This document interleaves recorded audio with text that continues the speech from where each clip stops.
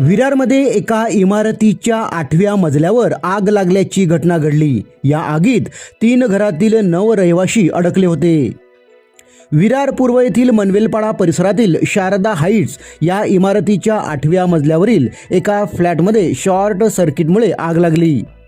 या घटनेची माहिती मिळताच वसई-विरार शहर महानगरपालिकेच्या अग्निशमन दलाच्या 2 गाड्या घटनास्थळी दाखल झाल्या आणि जवानांनी शर्थीचे प्रयत्न करीत 3 घरामधील एकूण 9 जणांना सुखरूप बाहेर काढले व आगीवर नियंत्रण मिळवले। आमच्या पथकाने तातडीने रेस्क्यू ऑपरेशन राबवून आगीत अडकलेल्या 9 जणांना सुरक्षित बाहेर काढले। त्यानंतर आगीवर नियंत्रण मिळवण्यात यश आले, असे अग्निशमन अधिकारी विजय राणे यांनी प्रसार माध्यमांशी बोलताना सांगितले।